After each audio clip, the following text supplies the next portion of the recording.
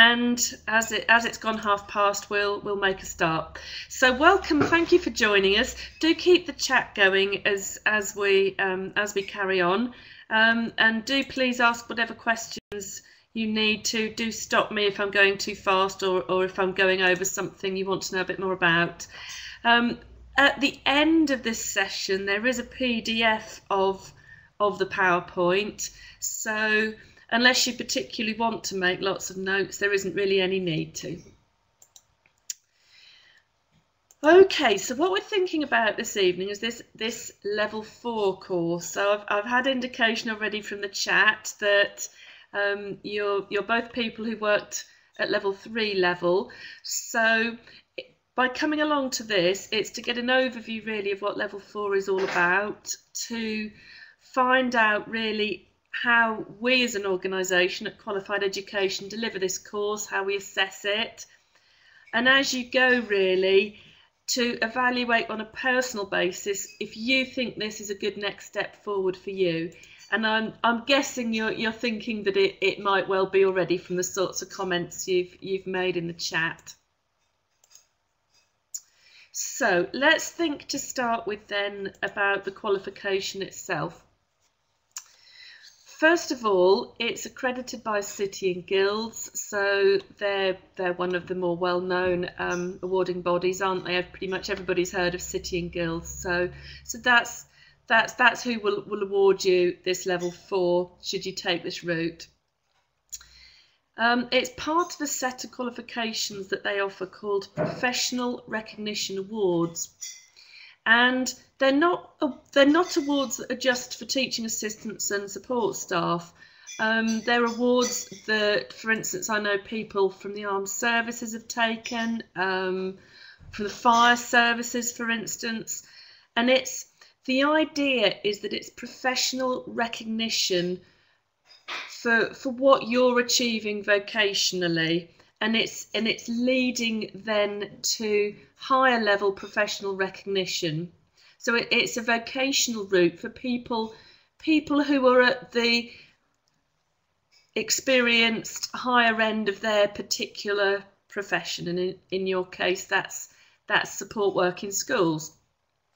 So it's thinking about the practical application of what you're doing in the classroom, your professional skills, your knowledge, your understanding in employment. And so it's all at level 4, and so that's your progression on if you've worked through the level 2, the level 3 routes so far. So it may well be that you've already achieved NVQ at level 3, or the more recent qualifications, the QCF qualifications, and those it's likely have been specifically in thinking about support for teaching and learning. And what we're thinking about here with this level 4 course, this advanced support for teaching and learning, is to take you beyond that, to develop your knowledge further, and to think about higher level skills of working in the classroom. There's a list here of the objectives for this level 4 course. So let's have a look through those. So we're thinking about things such as structuring and delivering interventions and group learning activities. So we're thinking of situations that you're taking responsibility for. This may well be something that you are doing already. We'd hope that would be the case if you were thinking of enrolling on this course. We'll be thinking about breaking down barriers to learning. You'll be familiar, I'm sure, already with what many of those barriers might be, but it will be looking at those in a bit more detail, identifying what those barriers are, and thinking about strategies that are going to be appropriate. Part of that would be thinking about behaviour of the children or young people that you work with. When I talk about children and young people, I'm sure you're familiar with this from level 3. It's that we're thinking of the whole age range really here, from whether it be from sort of reception age up to sort of older teenagers. So that's where the children and young people bit comes in. A good part of the course is you self-evaluating, thinking about your own knowledge, thinking about your own skills, analysing your own performance, reflecting on what you're doing. I'll just look at the other two here, then I can see there's some questions and comments that we'll just think about. Questioning techniques comes into this. So again, it's something that you'd be doing anyway, but it's maybe just refining, it's evaluating, it's reflecting on what you do, and maybe using questioning techniques even more effectively. The final point here, be able to research, write and reference assignments. We want you for this level 4 to not only develop your classroom skills, but it's also got to be working academically at the next level up as well. So if we're setting you assignments, we're going to be working with you to get you to reference those correctly, for instance. I can see Sarah at one point you thought that's ideal. That's good. I think maybe that's when we were thinking about interventions, etc. Was it? I'm not sure. Nicole, you've asked about observations. This course doesn't involve us coming out to observe you, but it will involve colleagues within your own school verifying that you are doing what you say you're doing. I'll come back to that a little bit later. But for instance, if you say, we had a student teacher in school and I worked closely with that person and I gave them background information about particular children, and I did this and I did that, it would have to then be backed up by somebody at your school setting. But no, there isn't an observation as such.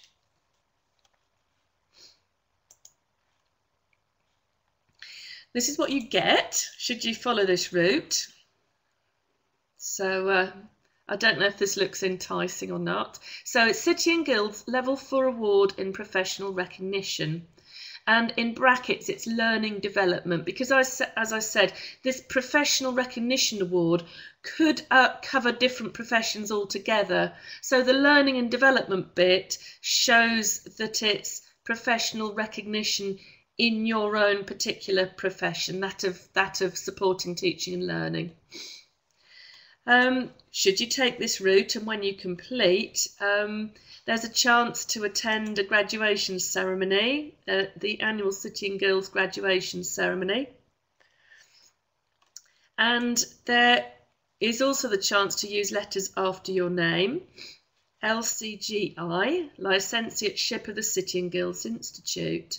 So all quite exciting stuff, and you can see from that it's maybe an indication of feel that it is the next step up for you, just by the nature of all that kind of comes with it.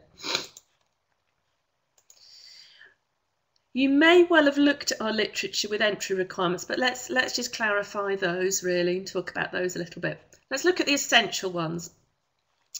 Current employment in an advanced support role. We'll talk about that a little bit more in a minute, but it must be to do this that you are being used by your school in a fairly advanced way as a teaching assistant. So if you think of the sort of structure through, I don't know when you first started, or if you could think of any colleagues that are very new to the role, or maybe you've had volunteer teaching assistants. So you could think of those more general tasks, and you could think, as you've grown more experienced, other aspects of your role to come in. So for instance, it might be taking your own groups, intervention groups, for instance, and planning for those, and perhaps starting to have a hand in assessment. That would just be one example of extra responsibilities that you've been given, and those are the sorts of things you would need to be doing to enrol on this course.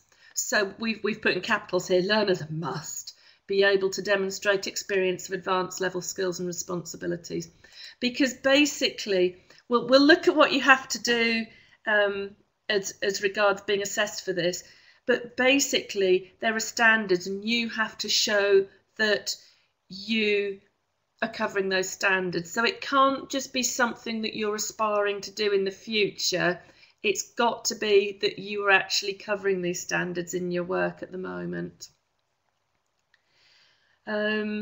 Yeah, I can see, Sarah, you've mentioned at the moment you're working one-to-one, so you're planning there. So again, that's increased responsibility, isn't it? If you're being given responsibility to be doing planning for that one-to-one child, absolutely. Support of school and head teacher. Well, that kind of sounds obvious, but we'll need that for definite before you start. Apart from anything else, as I said, as you go through, you're going to be busy gathering evidence of what you're doing, and it needs the school and the head to verify what you're saying. Competence in using IT comes in. Your portfolio is going to be an electronic portfolio. I'll show you a sample page from one in a few minutes.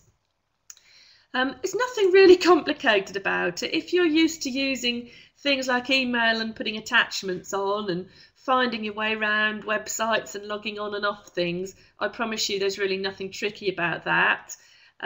You'll be asked to write assignments, so you'd need to find your way around a word processor to do that. So where it says competence in using IT, you know, that's quite open, isn't it? But it'll be doing those sorts of things that I've just mentioned, and you've both found your way onto this no problem, and you seem to be coping with that pretty well. Welcome, Sally. Also, I can see who's joined us. I'm thinking that might be Sally Edwards that I know, who I've assessed for her level 3, but who knows? She can make herself known. We'll see if it is. Yeah, it's you. Hello, Sally. Good to see you. You can see me, but I can't see you. That's the thing. Okay, Sally, I didn't notice at what point you joined us, but just to let you know, there is a PDF of these slides at the end, so don't worry if you've missed any bits and bobs. So what we're saying is desirable, is that you've got your level 3, so that could be the slightly older NVQ3 or the current level 3 diploma, which I know some of you've got. Oh dear, Sally, you got diverted initially. Oh dear, you found us now. That's good. It's desirable anyway that you've got level 2 English and maths. That's really coming through as a standard 3 thing in the classroom, but it's not an essential prerequisite for this, but it would be highly sensible and appropriate if you did have it for this. So those are the entry requirements. Obviously, if you go ahead with this, these are things we can talk through with you sort of at the time, and we will check, particularly with the essential requirements and the idea that you can demonstrate your experience of advanced level skills. We would check that, because it's not in our interest to put somebody on the course that then is going to struggle to actually cover the standards. Okay, you'll have to forgive me with this this training this evening. Usually when we do this, it's far more interactive, but this isn't one where we can be in quite the same way. There is a lot of me telling you about this, but do keep chipping in with questions as we go. Right, let's look at what's actually within this course then. There are 6 standards. So if you've recently finished a level 3 course and you're used to the units 301, 302, etc., it does look a little bit different to that. There are 6 standards, and they're called Standard 1, Standard 2, Standard 3, etc. You'll see some of them are quite general, maybe working with others, communication and information management. What I've included at the very end of what we're doing tonight is a document which does list these in more detail, because I think you'll find that useful to look at. But we'll look at one of these in a minute, which does show you what the whole standard looks like. I would say, I don't know what you think, but looking at these, are there any, I wonder, which you're wondering, I'm not sure what that means, I wonder if this is something I actually do.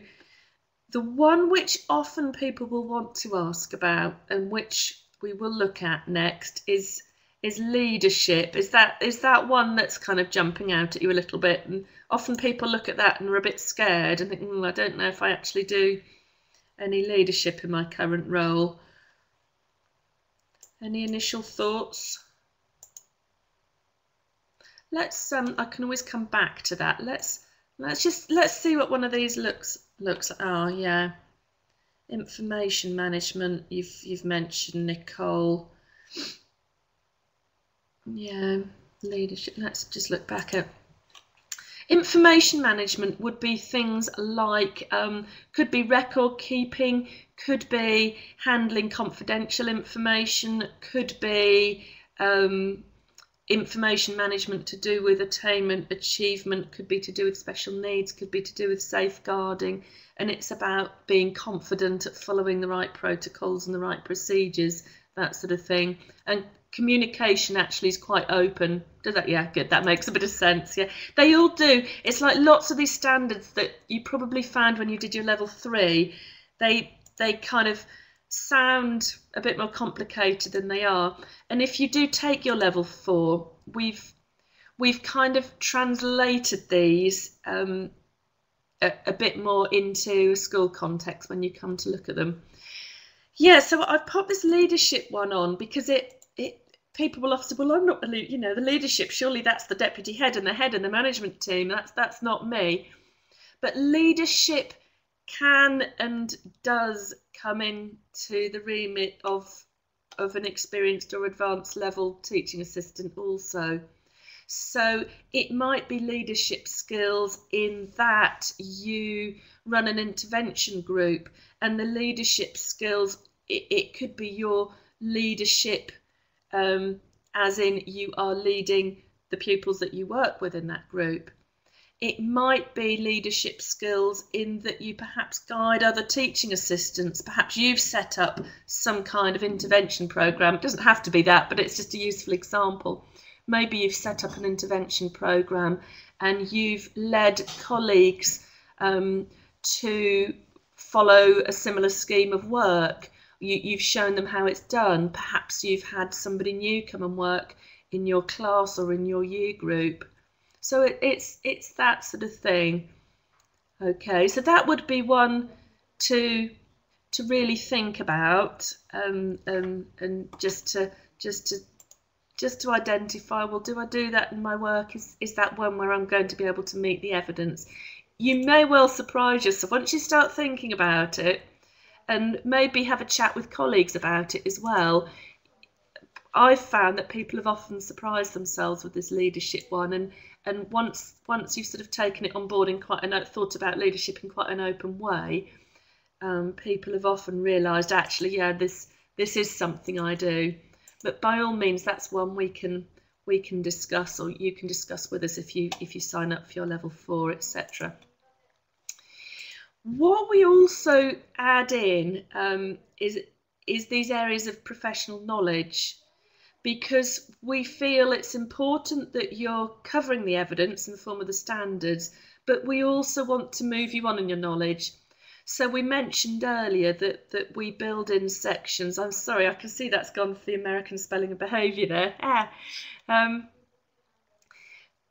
We'll be thinking about structuring, delivering interventions and group activities, barriers to learning, including behaviour with a unit, behaviour management, and we'll think particularly about continuous professional development. So we'll be thinking about what CPD you've done, where you're going with that, what your next career route might be. That's all built into the way we deliver this course. So delivery and assessment. Right, I don't know how you're finding taking part in one of these workshops, but our delivery is going to be via these interactive webinar sessions. So instead of you having to go to an appointed place at an appointed time, it will be, well, to an appointed place, but virtually to one of these. As I said a little bit earlier, I'm not sure if you were in or not, Sally, when we were doing this bit, but if it's presenting a particular subject rather than telling you about a course, it would be far more interactive. I would build in aspects of the sessions where I'm asking you questions, getting you to add input, etc., etc. Yeah, the babysitters is a massive bonus. I've already had people say, yeah, I've sat there in my pajamas. Well, I would say you never know. We might, when we're making these interactive, we might get you lot on cameras as well. I think it would be fantastic actually if we could.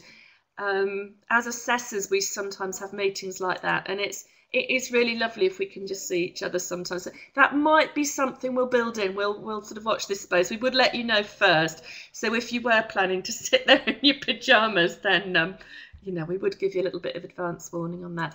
But joking apart, we would make those sessions as interactive as possible. And I apologise that this one isn't quite as interactive in the same way, although we're kind of keeping the chat going there.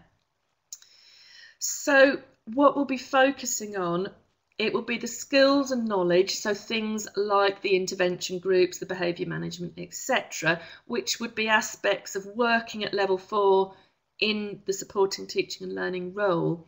But we also will be thinking about working in an academic capacity at level 4. So I mentioned before, it would be things like insisting that you're referencing things correctly, which is something that certainly at qualified education level 2 and 3, we might encourage you to be starting to do, but we're not too strict on it at that stage. But it's things like that at level 4 that we'd wanting to be a bit stricter on.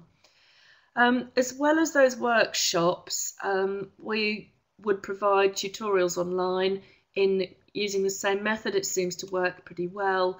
And we'd offer the usual, if you've completed qualifications with us before, we would offer phone support and email support. Do I mean using the right terminology? Yeah, I would. Yeah, I would. It's all those sorts of things that we'd really be focusing in on now at level 4. Yeah, absolutely. Which ones of you have used an e-portfolio before? Have you used eCordia? Sally, I know that you have. Nicole, Sarah, have you come across eCordia? Yep, you have. And Sarah hasn't. So Sally and Nicole, you have to extol the virtues of eCordia now. If there's anything you don't like about it, just don't say. No, that's absolutely fine. Like anything else, you might find bits that you're not so keen on. I really like it. You know, use it every day. I haven't ever had any major issues with it at all, I have to say. I like the immediacy of it. So if you've submitted work, it comes straight to me. I can't promise that I can always mark as promptly as I would like to. As any other assessor, we try to, within a week or so, we'd always try to get work back to you. Sometimes it's a lot quicker than that, but it's the work's here instantly, the feedback comes back to you instantly. So Sarah, the front page of eCordia, this is somebody who'd done their level 4. I've blanked out any identifying details from them. This is somebody who'd finished. You can see there's 6 units along the front of there. And it looks, if you look at the right hand side of it, it's got those tabs, so it does look a little bit like a traditional sort of ring binder with file dividers in it. If you haven't used it before, it's fairly easy to pick up, I would say. And that's where all your work will be going, basically. So it's all done online, so the sessions are online and your work goes online. It's a good secure system. We haven't ever had issues of anything disappearing or anything like that. It's a good secure system. We're really happy with it. So that's where your work will be going. And at the end, I mean, I'm sure you'd be saving things as you go anyway, but there is a facility at the end. You can see on there now, actually, there's a button called Export Portfolio. And at the end of everything, it will prepare it all. I don't know if you ever did this at the end of yours, Sally, but it will prepare everything for you in a format that you can just pop onto a memory stick. So you've got the whole lot saved in one place. Because that's something people worry about a little bit at the end. Where's all this stuff actually going when I've finished? Yeah, I was going to say I'd always really recommend that you keep a copy as you go. That's just good practice, isn't it? Anyway, yeah, thank you. So here's the work which you'll be doing. I know which bit of this is jumping out at you. I know which bit. So but I'll come to that in a minute. The bulk of this actually, so we've looked at those 6 standards. You have to write reflective accounts based on those 6 standards. So the one on leadership, which we had a brief look at, you look at those standards, you think about what you're currently doing in school, and you think about how you're covering those, what you do to demonstrate leadership in the way that it asks you. You basically then write in a reflective account, which is a first person account, talking about, exploring, evaluating how you cover those standards. And when you've written it, you submit it along with any other accompanying evidence. So for instance, if that leadership one involved you emailing another TA to explain the session and sending over an attachment which was to do with that session, you'd keep a copy of that and you'd attach that too. And you'd also have an expert witness testimony from someone in your school, because actually otherwise you could be as creative as you like, couldn't you? And you could have led the whole school development plan on interventions, and did you actually do that? So you'd then be getting somebody in school to verify. In answer to your question there, Sally, how many examples do you need for each standard? It's basically one written account in the first person for that whole standard. So we'd guide you through this in a lot more detail when you come to actually write them. But it would be, if you think about, I don't know, the equivalent of, I'm thinking typically 2 or 3 sides of A4 an account might look like. Something like that. Could be shorter and be absolutely fine. Could be a little bit longer and be absolutely fine. But you write it in the first person, describe what you've been doing.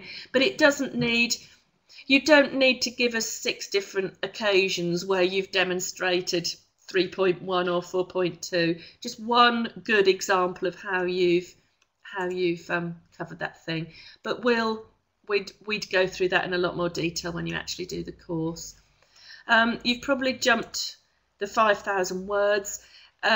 We get people on doing these qualifications who have worked, for instance, at degree level, or who are used to writing longer essays.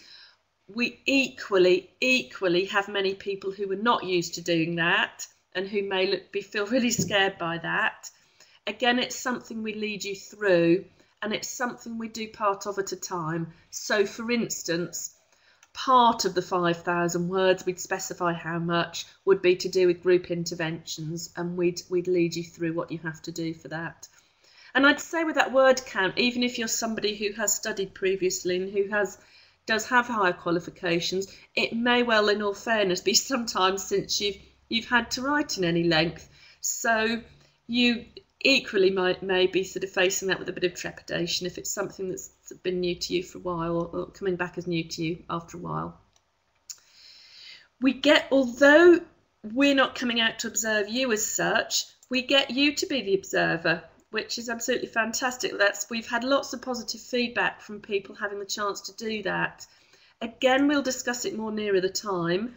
If possible, it would be really, really useful if there's any way that you can get out to another school to do this, because actually you will learn far, far more from doing that, because I think we get a little bit isolated where we're working, and it's really good practice just to expand your experience and your knowledge by being able to get somewhere else. So that may well be possible, but you may find it useful equally to observe a colleague within your own school.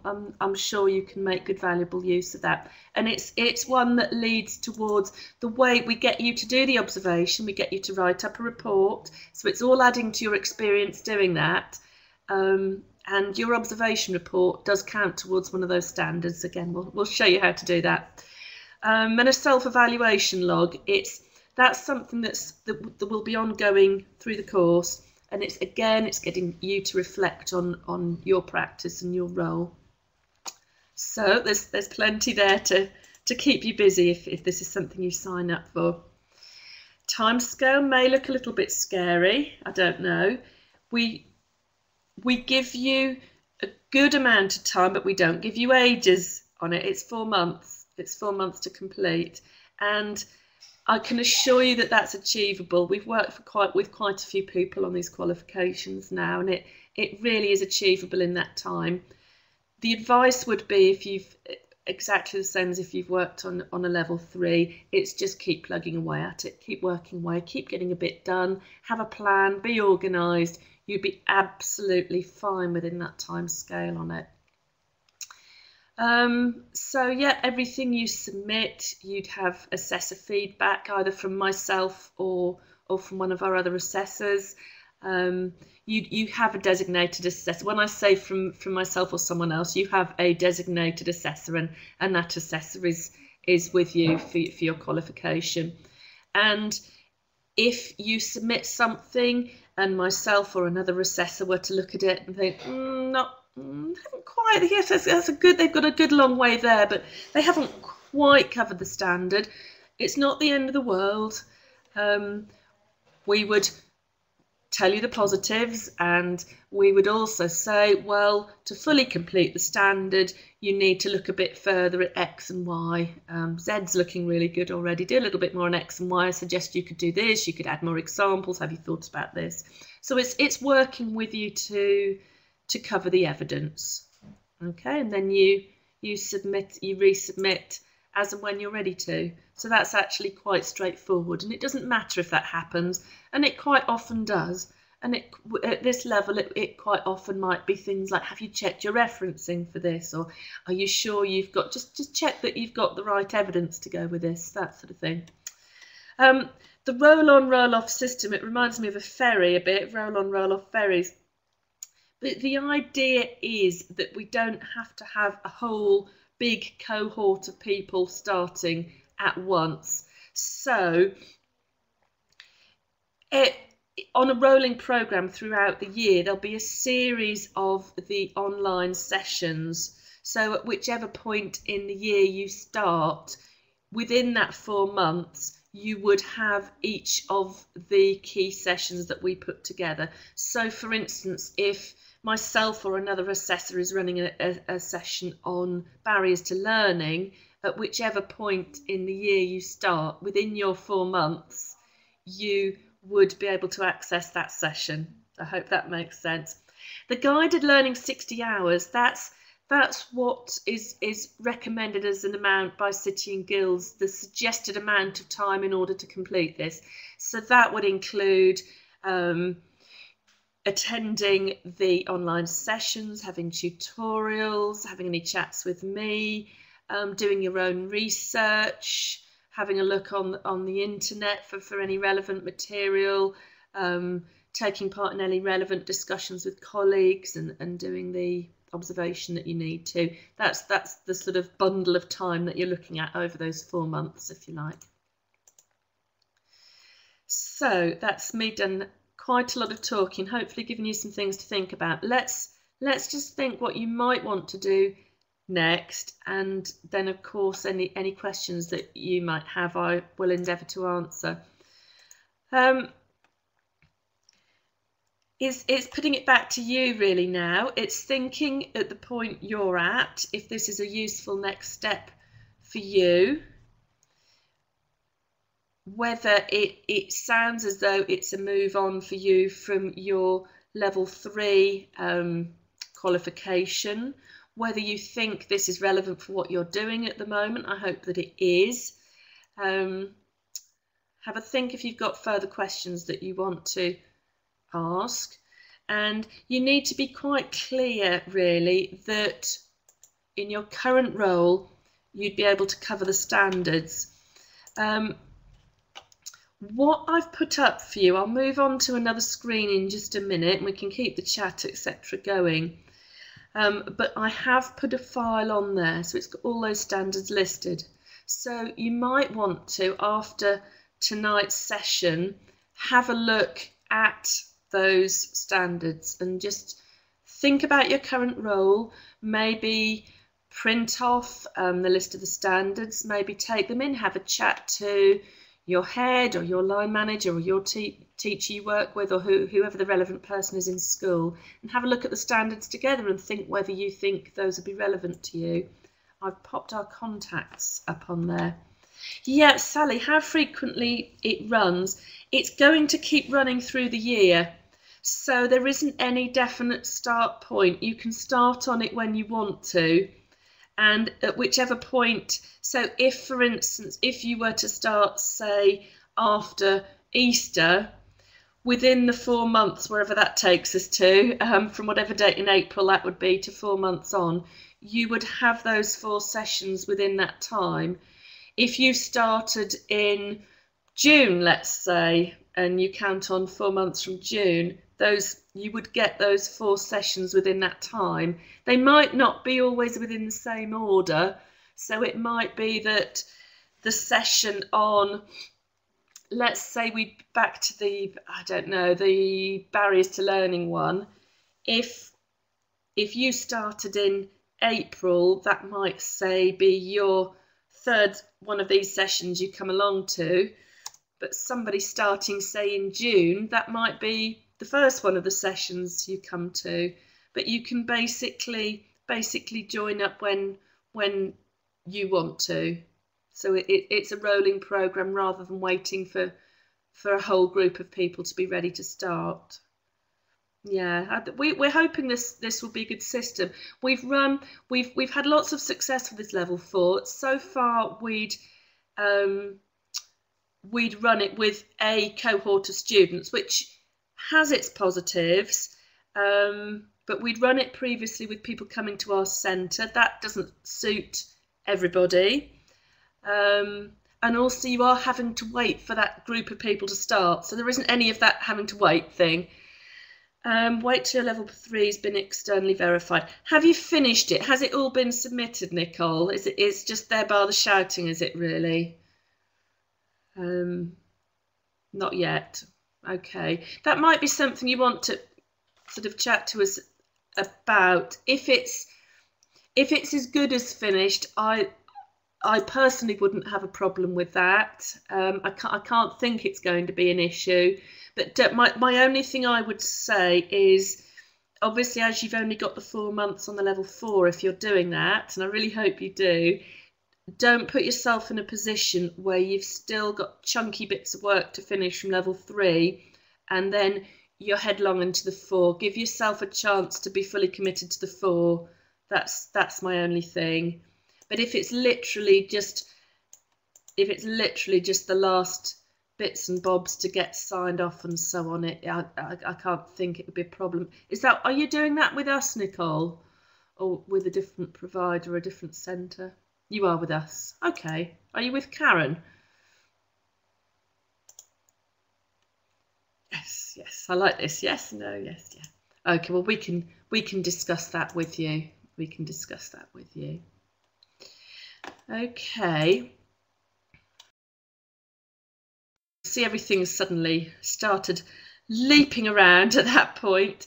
Our chat's still there at the bottom. I'm still there at the top. That same slide is still there with those next steps. I'm just going to go to one more, then I'll come back for that one. So just to recap on what we said we were going to look at really at the start of this session. So we've thought about the key features of the course. We've talked about how it's delivered and assessed, and it's really getting you to evaluate on an individual basis now if we think it's an appropriate next step forward for yourselves. I'm going to pop back to that previous slide so you've got the contacts there still if you want them. Underneath that, you've got another box there now called files. So there's just a couple of things I've popped in there tonight. So there's a PDF of the PowerPoint, so you can have a look at that again at your leisure, should you wish to. And I've also just put a PDF of the standards, just the basic standards. So it might be useful to have a look at them.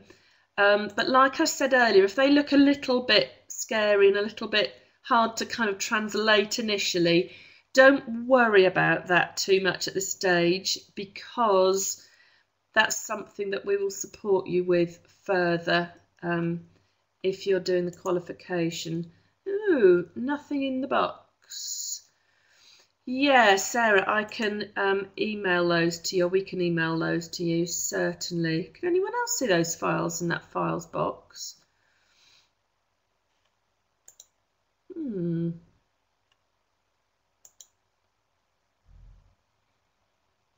Ah, Sally, you've got them. Okay, you're the winner. You get the files to take away with you.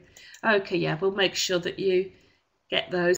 I think what's important now really is just to think whether anyone has any more questions, and if so, please do fire away.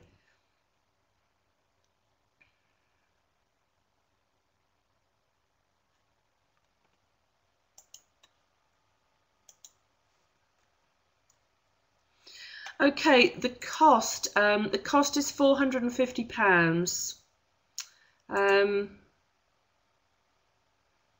Georgina, I can see you're just chipping in there. Would you just verify I've given them the right cost? I would really hate to give them the wrong cost. Yeah, that's good, thanks. And if you have a peek on our website, you'll see that the enrolment information is on there.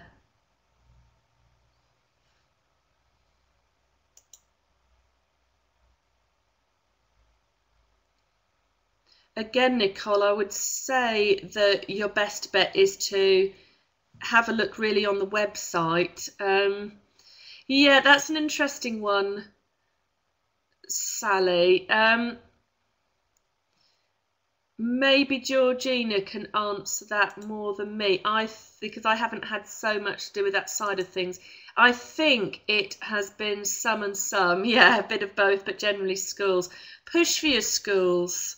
Yeah, and if it is generally schools, that might be good to go back and actually say to them, yeah, absolutely.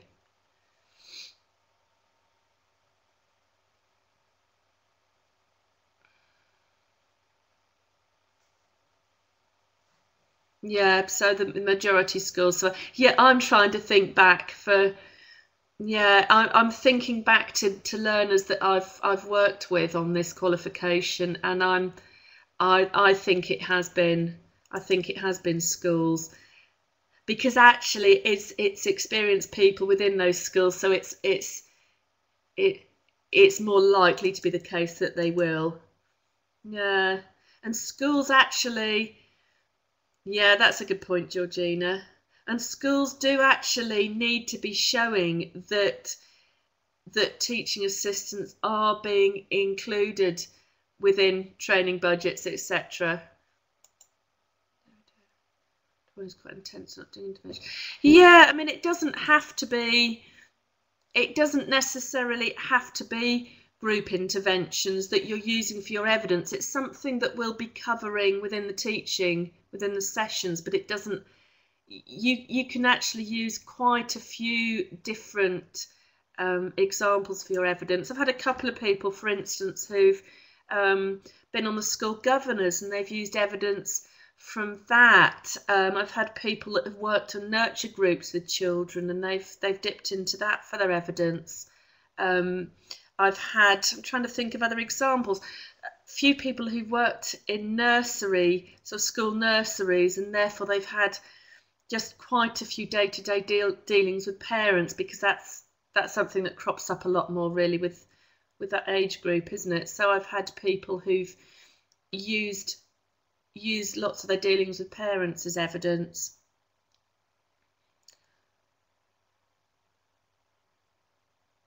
Yeah, I'm just looking, Sally, to see if I'm covering really what you're asking or not.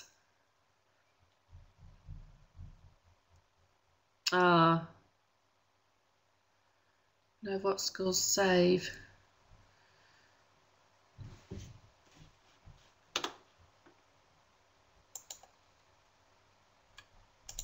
I don't know.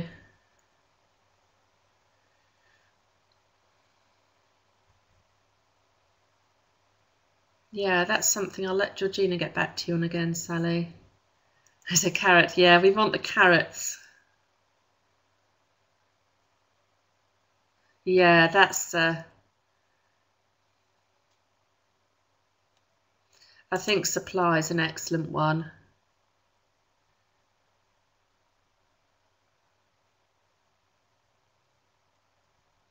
And also it's by having a TA being able to step into that supply role can, not always, but it can often be a whole lot more effective in that you know the setting, you know the children, etc. That somebody coming in as a supply teacher doesn't necessarily have that.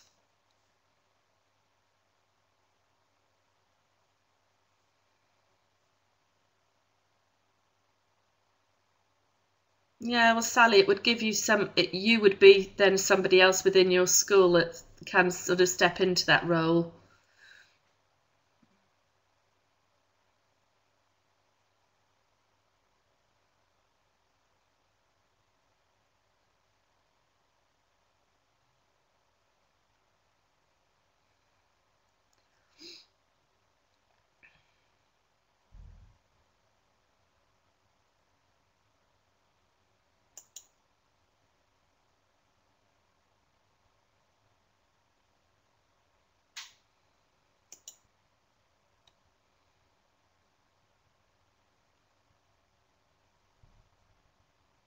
Yeah, and I think that additional expertise can come right across your current role, whether it's general support, one-to-one, etc. Does that give you a bit of ammunition, Sally, do you think? A few pointers, a few things you could mention? Good. Good.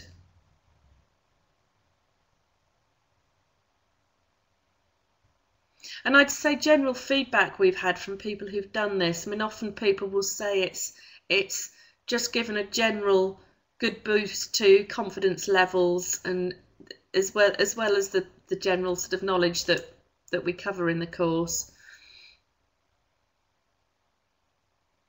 Yeah, and as Georgina said, it's just covering some of those skills again, which are just overlapping a little bit more with what the teachers are doing. Yeah, I think that's true, Sally, of so many TAs doing that unofficially already. Yeah.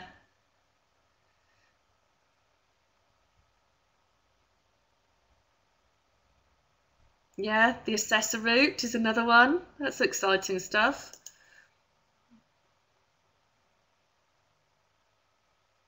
And I know I've got somebody at the moment who hasn't finished her qualification yet. She's working on it, but has kind of have my job, whatever next. Forgot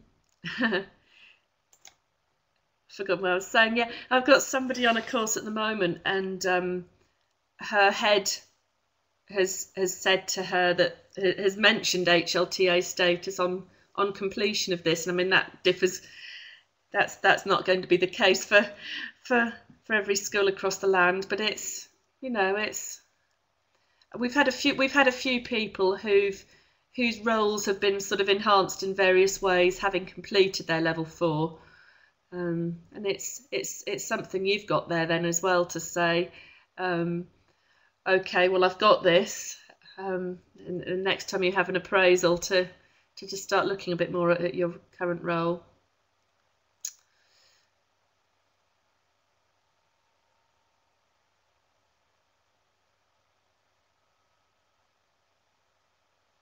Are there any other questions that either Georgina or myself might be able to answer? Or are you happy now to go away and think about that a bit further and get back to us as and when? Thanks, Nicole. I'm glad it's been helpful. Hopefully that's given you some food for thought. Be great if it's something you'd like to join us to do.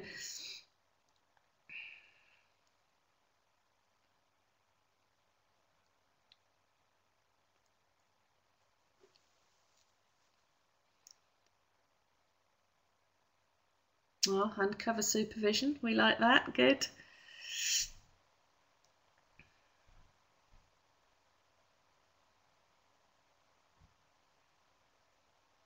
Good. Good. Well, I hope you. Yeah, I think that's the thing, all of you. That's hopefully if you're sort of going away fired up and you feel it might be the next thing to go and do. I hope so. Go and talk your schools into it. But it's certainly something that schools need to be addressing for purposes of Ofsted, if for no other reason, to be having appropriately qualified and trained support staff. Good, glad to hear it.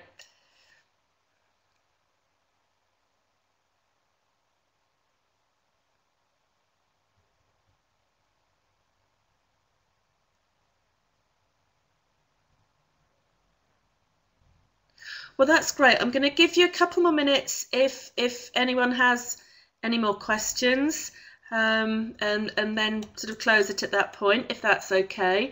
Do get in touch. You're bound to think of questions after the event if you're anything like me. So have a read through again everything that we've got there, and do get back in touch with us.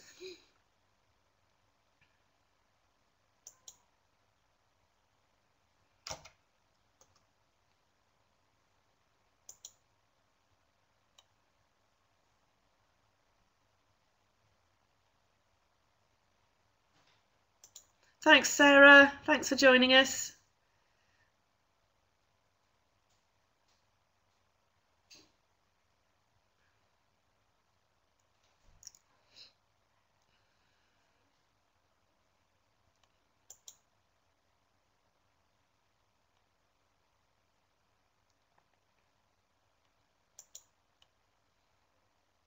Great. Thanks, Sally.